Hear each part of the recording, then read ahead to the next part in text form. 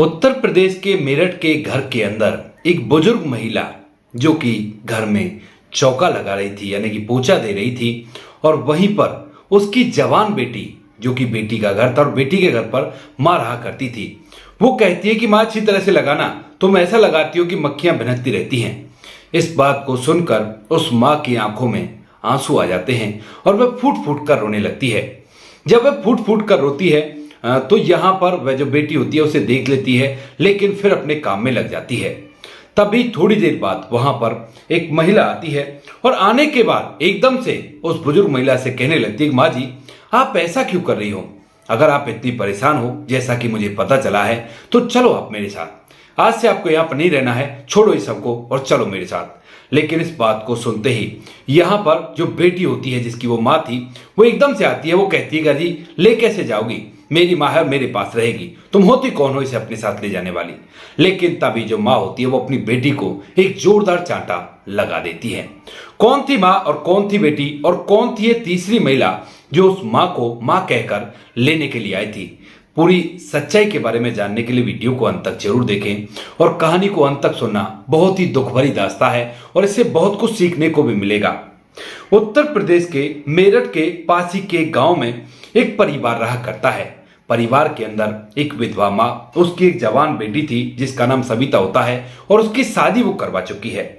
माँ का एक बेटा होता है जिसका नाम विकास होता है और माँ के पास कुछ पुश्तैनी जमीन है जो कि उसके पति की थी और उसने अब तक उस पुश्तैनी जमीन को बचा कर रखा है। बच्चों को पालने के लिए वह उसमें खेती बाड़ी तो किया ही किया करती है, लेकिन साथ में गांव से थोड़ी दूर एक फैक्ट्री है, उस फैक्ट्री में उसने काम भी किया है और बच्चों को बेहतरीन परवरिश दी है, यानी कि उनके लिए कोई भी कसर नहीं छोड़ी है।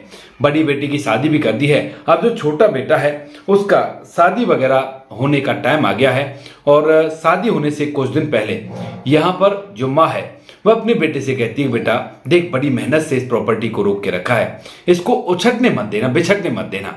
इस बात को सुनकर बेटा विकास जो करता है वो कहता है कि माँ तुम चिंता मत करो, मैं हूं ना, अच्छी तरह से रखूंगा। जितनी मेहनत करके आपने पुस्तों की जो पूंजी है वो मुझे सौंपी है, ऐसा ही मैं अपने बच्चों को सौंपूंगा। माँ बेटे ऐसी बात करते हैं, लेकिन अब जब शादी का टाइम आता है तो एक प्रथा होती है भात न्योतने की, यानी कि बहन अपने भाइयों के पास जाती है कि तुम जो कुछ भी शादी में अपना भांजे के लिए करना चाहते हो वो कर सकते हो। तो उस समय जो माँ होती है उसकी हिम्मत नहीं होती वहां पर जाने की, क्योंकि अब से कुछ दिनों पहले जो उसकी बेटी होती है यानी कि जो सविता थी वह जब उनके पास आती है तो उससे कहने लगती है कि माँ तेरी प्रॉपर्टी तो नाना जी के यहाँ पर भी होगी, अपनी प्रॉपर्टी को लेकर। अब शुरू में तो मना करने लगती है, लेकिन बेटी जो शादीशुदा है लेकिन उसका जो पति है वो अच्छी तरह से कमाया नहीं करता है और उन लोगों की नौबत ऐसी है कि आधे समय में तो यहाँ पर जो माँ होती है वही अपनी तरफ से उन्हें मदद दे दिया करती है और उसी से उनके घर का चूल्हा चला करता है। उसकी बेटी जो होती है उसके बच्चे भी होते हैं, लेकिन उन बच्चों को अच्छी परवरिश ना अच्छी पढ़ाई कुछ भी नहीं मिल रहा है, बस जैसे तैसे वो अपना गुजारा कर रहे हैं। क्योंकि जो पति पत्नी थे यानी कि जो सविता और उसका जो पति था उन दोनों की नीयत कमाकर खाने में नहीं थी, उनकी आंखों में तो लालच वास किया करता था और वह तो प्रॉपर्टी हड़पने के मूड में रहा करते थे। तभी जो सविता है वो अपनी माँ से कहती है कि माँ नाना के यहाँ पर तुम्हारी प्रॉपर्टी होगी, उसको ले लो ना। अब पहले तो माँ मना करती है, लेकिन बेटी जब बार बार कहती है, क्योंकि बेटी को उसमें से कुछ ना कुछ मिल जाता, वो कहती है कि अगर तुम वहां से प्रॉपर्टी लाओगे उसे बेचकर कुछ पैसे हमें मिल जाएंगे और हम भी अच्छी तरह से रहने लगेंगे। लेकिन यहाँ पर जब वह जाती है अपने पिताजी के वहां पर कि पिताजी मुझे इस प्रॉपर्टी को दे दो, मेरा भी कोई हिस्सा बनता है, देखो मेरे बच्चे भी हैं और मुझे परिवार पालना पड़ता है, जो मेरा हिस्सा बनता है उसे दे दो। अब उसके 3 भाई थे, जब तीनों भाई ये बात सुनते तो एकदम से अपनी बहन पर आग बबूला हो जाते हैं। कहते हैं कि तेरी हिम्मत कैसे हुई इस तरह से प्रॉपर्टी मांगने की? हमने तुम्हारे अच्छे घर में शादी करा दी है और तुम्हारे पास जमीन की कोई कमी है क्या जो तुम हमसे प्रॉपर्टी मांग रही हो? इस बात को सुनकर वह कोर्ट केस तक की धमकी दे डालती है अपनी बेटी के कहने पर। लेकिन जब वह कोर्ट केस की धमकी देती है तो यहाँ पर उसका पिता सामने खड़ा होता है और कहता है कि बेटी जो तू कर रही है ना उससे तेरा पीहर भी खत्म हो जाएगा, यानी कि मायका भी खत्म हो जाएगा। इस बात को सुनकर वह विरोध करती है, लेकिन पिता जो होता है वो कहता है देखो प्रॉपर्टी अभी तो मेरे ही नाम है और मैं जिसके चाहूँ उसके कर सकता हूँ, और अब तक मुझे नहीं पता था कि मेरी बेटी ऐसी है, अब मुझे पता चल गया है और अब मैं प्रॉपर्टी तुम्हारे भाइयों के नाम करूंगा और तुम्हारा तो आज से ये समझ लो कि पीहर खत्म ही है। ऐसा कहकर जो पिता होता है वह उसे मना कर देता है और यहाँ से वह चुपचाप चली जाती है। सोच रही थी कि माता पिता सपोर्ट करेंगे, लेकिन माता पिता ने उसे फटकार दिया और उल्टी जाकर जब उसकी बेटी सविता उससे पूछती है कि माँ क्या हुआ, तो वो कहती है कि ऐसे ऐसे बोल दिया है। उसके बाद वो लोग अपने घर में रहने लगते हैं, लेकिन जब बेटे की शादी होती है तो उसकी हिम्मत नहीं होती। अब जब हिम्मत नहीं होती है तो वह कहती है कि छोड़ो ऐसी बात को, ऐसी ही शादी कर लेते हैं। और धीरे धीरे समय बीतता है और शादी का समय नजदीक आ जाता है। लेकिन ये बात उसके भाइयों को पता चल जाती है और उसके बाद वो जो भाई होते हैं वो आते हैं और कहते हैं कि देख बहन, तूने अच्छा काम तो नहीं किया था, लेकिन हम इतने बुरे नहीं हैं जो अपने भांजे की शादी में भात वगैरह नहीं भरेंगे। इस बात को सुनकर जो माँ होती है, विकास की माँ, उसकी आंखों में आंसू आ जाते हैं और उसके बाद यहाँ पर सब कुछ नॉर्मल हो जाता है। कोई भी कैसी भी दिक्कत नहीं होती है। ये सब कुछ नॉर्मल हो गया था और नॉर्मल होने के बाद अच्छी तरह से विकास की शादी हो जाती है एक स्नेहा नाम की खूबसूरत और समझदार लड़की से। उसके बाद उससे शादी होने के बाद एक घर के अंदर वो 3 प्राणी हो गए थे और वो लोग अच्छी तरह से अपने जीवन को जी रहे थे। लेकिन यहाँ पर जो बहन होती है सविता, आप लोग विश्वास नहीं करोगे, उसकी नियत उसके जो भाई होता है विकास, उसकी प्रॉपर्टी पर होती है। सोचती है कितनी प्रॉपर्टी और ये मेरे नाम आ जाए तो बहुत ही अच्छा रहेगा, लेकिन क्या करूं, क्योंकि सास बहू की बहुत अच्छी बना करती थी, दोनों के बीच में बड़ा गहरा प्यार था। तो यहाँ पर जो बहन होती है वो नागन बनकर फन मारने के लिए आ जाती है और आकर अपनी माँ को सिखाने पढ़ाने लगती है। कोई झूठी बात उसके लिए कही कि तुम्हारी बहू ऐसे कह रही थी, क्या माँ ऐसा किया करती हो, मेरा नाम मत लेना। अब इस बात को सुनकर माँ भी एकदम से तेज में आ जाती है और कहती है कि मैंने तो ऐसा कुछ कहा ही नहीं है, वो ऐसा कैसे कह रही है। तो उसके बाद वो पूछने के लिए जाती है, वो कहती है कि नहीं माँ जी मैंने नहीं कहा। तो वो लड़ाई कर देती है, कहती है कि नहीं तूने ही कहा है और मेरी बेटी झूठ नहीं बोलेगी। इस बात को सुनकर बहू जो स्नेहा होती है उसे समझ आ जाता है कि दीदी हमारे बीच में गलत फहमियां फैला रही हैं। तो उसके बाद वो कहती है कि चलो माँ जी सॉरी, लेकिन मैंने ऐसा नहीं कहा है, फिर भी मैं उस आपसे माफी मांग रही हूँ। यहाँ पर फिलहाल तो कलेश कैसे न कैसे शांत हो जाता है, लेकिन अब बहन को ये मौका मिल गया था कि कैसे भी करके मैं इस भाभी को यहाँ से भगवा सकती हूँ। लेकिन अब तक वह गर्भवती हो चुकी थी और कुछ ही दिनों में वो एक बेटी को जन्म दे देती है। अब जैसे स्नेहा को बेटी का जन्म हुआ था तो उसके बाद ननद आती है जो देखभाल करने के लिए। तो जो ननद सविता होती है वो देखभाल करने के लिए आती है, लेकिन यहाँ पर जब उसकी भाभी जब बड़ी होती है, उसको बच्चा हुआ था, तो उसी दौरान वह अपनी माँ को इतना बुरा भला उसके बारे में सिखा देती है कि ऐसी है, ऐसा कर रही है, वैसा कर रही है, कि माँ को अपनी जो बहू है वो बहुत बुरी लगने लगती है। इस बात को देखते हुए वह अपनी बहू को ताने से मारने लगती है, लेकिन जो बहू है वो अब फिलहाल कंडीशन उसकी ऐसी नहीं है, तो इसीलिए आराम से चुपचाप उन तानों को सहन करती रहती है। और धीरे धीरे जब उसकी बेटी लगभग 6 महीने की हो जाती है और सारा कुछ खत्म हो गया था, तो उसके बाद वह अपनी माँ को समझाने लगती है, सास को, कि माँ जी देखो ये अच्छी बात नहीं है, ये बहुत ही गलत है। लेकिन सास इसकी एक सुनने के लिए तैयार नहीं होती है, क्योंकि बराबर जो उसकी बेटी थी वो उससे बात किया करती थी और बात करने के बाद उसे बुरा भला सिखाया करती थी कि ऐसा कर दे, ऐसा कह दे, ये ऐसे कहती है, ये ऐसे कर रही है, तुम पर हुक्म चला रही है, तुमने इतनी मेहनत की है, सारी प्रॉपर्टी तुम्हारी तो है। इस बात को सुनकर जो सास होती है वह उससे फिर से लड़ाई करती है और जब विकास को ये लड़ाई पता चलती है तो उसके बाद वह अपनी माँ को भी समझाता और अपनी पत्नी को भी समझाता। पत्नी कहती है कि मैं नहीं करती कुछ भी, लेकिन जो आपकी बहन है ना वो ये सब कुछ कराती है। इस बात को सुनते ही यहाँ पर जो सास होती है वो फिर से गर्म होती है, लेकिन जो बेटा होता है वह उसे रोक देता है, कहता है कि माँ वो अपनी तरफ से कह रही है ना, मैंने कि ये कहा है कि हमारी बहन ये सब कुछ किया करती है। अपनी पत्नी की तरफ आंख मारता है, कहता है कि नहीं ऐसा ही हुआ करता है और तू ऐसा कर, चुपचाप रह जा। तो जो पत्नी स्नेहा होती है पति का कहा मानती है, चुपचाप अपने कमरे के अंदर चली जाती है। वह माँ को समझाता है, कहता है कि माँ इसके मुंह क्यों लगना, यानी कि दोनों को मैनेज करके अलग अलग कर देता है। और यहाँ पर फिलहाल घर का कलेश बिल्कुल से शांत हो गया था और कोई भी कैसी भी दिक्कत नहीं थी। अब कोई बात बेटी कहा भी करती थी तो जो माँ होती है वह चुपचाप उसे कह दिया करती, कोई बात नहीं बेटी, घर में कलेश क्यों करना, बेटा परेशान होता है। इन्हीं बातों के चलते धीरे धीरे रक्षाबंधन आता है और जैसे राखी वाले दिन बहन आती है तो उसके बाद उसकी वो बात ध्यान आ जाती है कि उसने कहा था कि बहन करवाया करती है सब कुछ। तो उसके बाद अपनी जो भाभी होती है उससे वो झगड़ा कर देती है कि तुझे हिम्मत कैसे हुई मेरा नाम लेने की, मैंने क्या कहा है, मैंने तो इस घर के लिए कुछ भी ऐसा नहीं किया, सारा घर का तुम्हारा जो सिस्टम है उसको सेट करो, उसके बाद भी तुम मुझसे लड़ाई करते हो। अब तभी वहां पर जो सास होती है वह भी आ जाती है और वह आने के बाद एकदम से अपनी बहू से अपनी बेटी की तरफ से लड़ाई करने लगती है और यहाँ पर घर में एकदम से घमासान माहौल हो जाता है। लेकिन तभी विकास आता है और विकास आने के बाद अपनी बहन को अलग करता है और कहता है कि जब कह रही है तो तू यहाँ पर आती क्यों है, तेरा घर है, परिवार है, बच्चे हैं, उनको पाल, यहाँ पर आने की क्या जरूरत है। इस बात को सुनकर जो बहन होती है वो रक्षाबंधन के दिन ही अपने भाई से कहती है कि तेरे जैसे की देरी पर मैं कभी भी कदम नहीं रखूंगी और आज से तू मेरा भाई नहीं है, मैं नहीं समझती कि मेरा कोई भाई है और जा रही हूं माँ इस दरवाजे से और कभी भी लौट कर नहीं आऊंगी। ऐसा कहकर वो यहाँ से चली जाती है और इस बात का जो उसकी माँ होती है उस पर बहुत गहरा इफेक्ट पड़ता है और इसी वजह से वह अपने बेटे से भी नाराज हो जाती है। इधर जो पत्नी होती है वह भी नाराज हो जाती है कि मेरी क्या गलती थी, मुझसे खामाखाई लड़ाई की, मैंने तो कुछ भी नहीं कहा। इसके बाद जो बेटा होता है वह काफी ज्यादा परेशान होता है, 2-3 दिन तक घर में ना कोई किसी से बात करता है और ना ही कोई किसी से कुछ कहता है। एक दिन जब वह बाहर से आता है तो फिर से सास बहू के बीच में लड़ाई हो जाती है किसी बात को लेकर और जैसे बेटा विकास घर में आता है तो उसके बाद उनकी लड़ाई को देखकर दोनों को धमकाकर अलग अलग कमरों में बिठा देता है। कहता है कि जब तुम बात ही नहीं कर रहे तो एक दूसरे से लड़ने का क्या मतलब बनता है। इसके बाद जब वो अलग अलग कमरों में बिठा देता है तो उसके मन में न जाने क्या बात आती है। वह सबसे पहले अपनी पत्नी को कहता है कि तू अपने कपड़े पैक कर और चल, तुझे तेरे गांव छोड़ कर आता हूं। वो कहती है बेशक से छोड़ाओ, यहां पर इस तरह से मैं नहीं रह सकती। उसके बाद वह अपनी पत्नी को गांव छोड़कर आ जाता है। उसके बाद अपनी माँ से भी कहता है कि तुम्हें भी तुम्हारे गांव छोड़कर आता हूं माँ, तुम भी यहाँ पर ठीक नहीं हो। इसके बाद वो भी कह देती है कि ठीक है मैं भी चली जाऊंगी गांव पर जब मेरे भाई भी मेरे साथ देंगे तो। इसके बाद वह अपनी माँ को भी अपने गांव छोड़ आता है और यहाँ पर अपने आप को कमरे में बंद कर लेता है। अब इसके बाद धीरे धीरे 1 से 2 दिन बीतते हैं और 2 दिन बाद जो बहू होती है स्नेहा, उसके पास पड़ोस की एक महिला का फोन आता है और वो कहती है कि क्या हुआ, तुम्हारा पति 2 दिन से दिखाई नहीं है और जो बाहर के दरवाजे हैं वो अंदर से लगे हुए हैं और अंदर उसका कोई भी दिखाई नहीं दे रहा, यानी कि उनका पड़ोसियों का जो घर था उससे उनका घर दिखाई दिया करता था।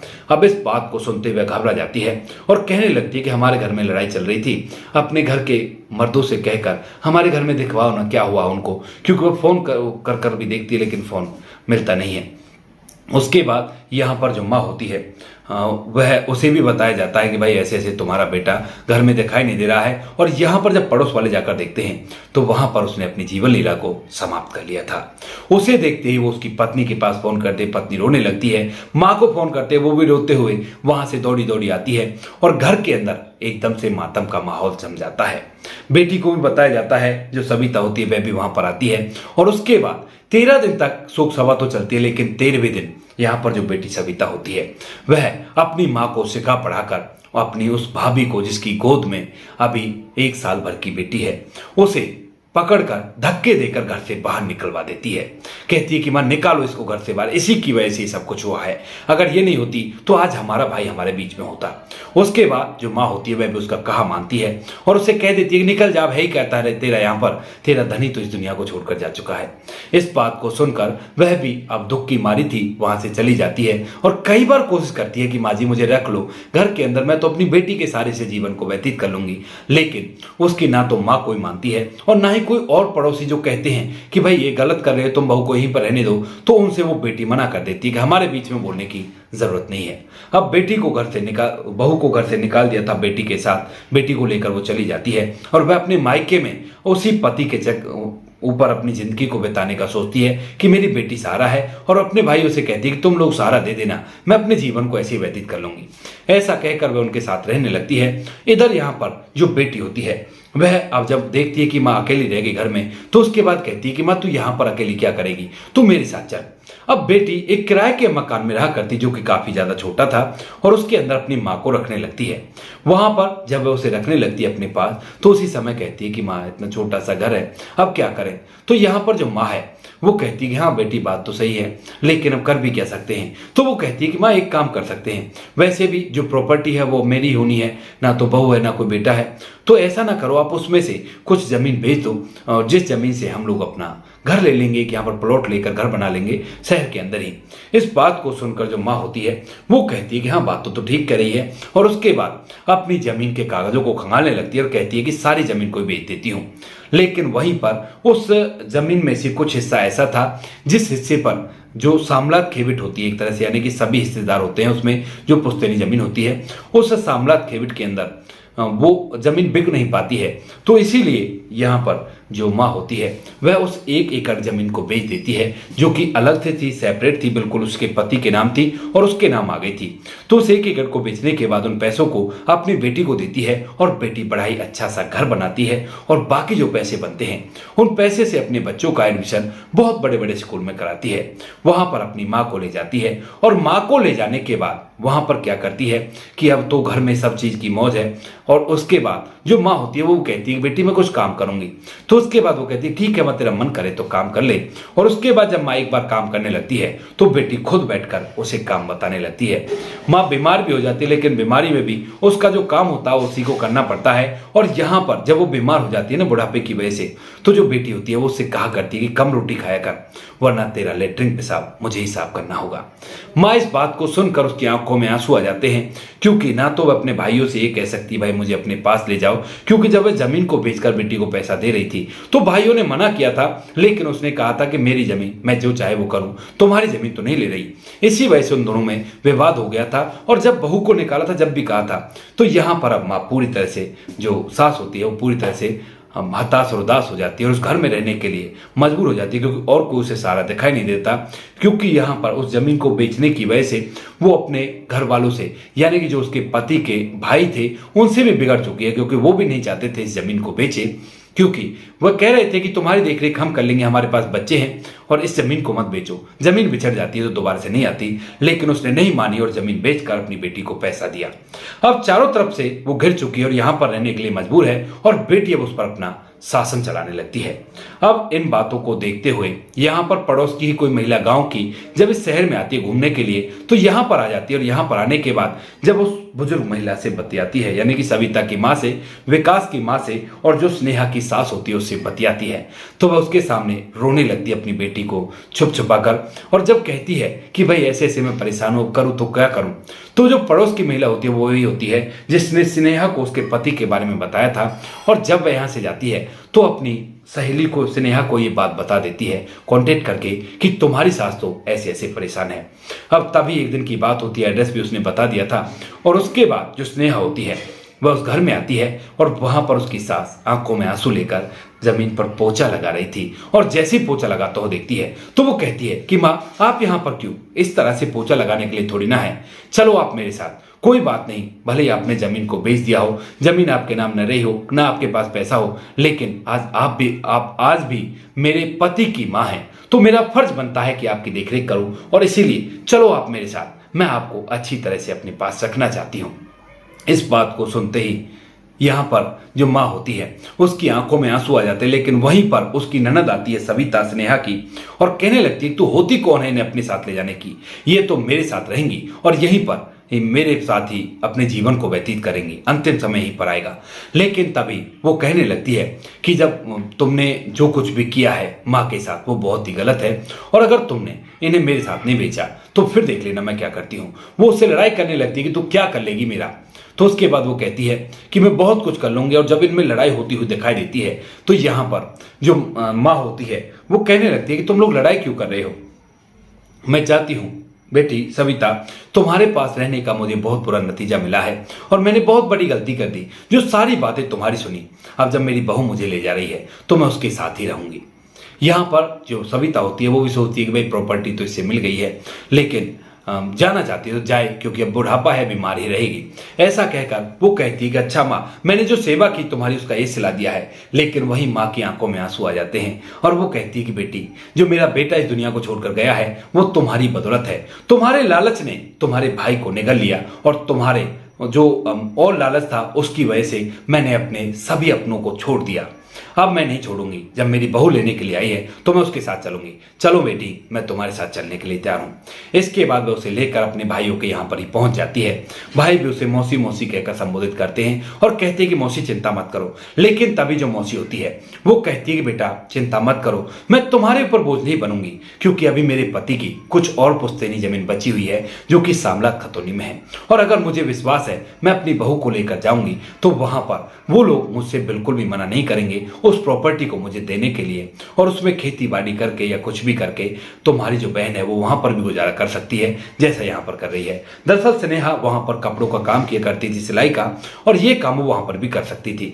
इसीलिए जो सास होती है वह अपनी बहू को लेकर दोबारा से उस घर में आती, गाँव वाले घर में, जो कि अभी तक बेचा नहीं था, उसको बेचने की प्लानिंग चल रही थी, और उस घर को दोबारा से वो बसाती है इस बेटी के साथ। और यहीं पर अपने भाइयों के यानी कि जो उसके पति के भाई होते हैं उनका ही एक बेटा वो गोद ले लेते हैं, और उसको गोद को देखकर यानी कि बेटा भी गोद ले लिया है तो इस वजह से वो उस पुश्तैनी प्रॉपर्टी को भी उस बेटे के नाम करा देते हैं। यहाँ पर अब परिवार दोबारा से संयुक्त होकर चलने लगता है, और वो जो लड़की होती है यानी कि जो स्नेहा थी वो उन बच्चों का बहुत अच्छी तरह से ख्याल रखती है, अपनी सास का भी ख्याल रखा करती है, और आज वो खुश है। उन्होंने हमारा चैनल देखा था और चैनल देखने के बाद अपनी पूरी कहानी हमें मैसेंजर में सेंड की है और कहा है कि कहानी लोगों को जरूर सुनाना ताकि कोई भी मेरे जैसी गलती ना कर सके।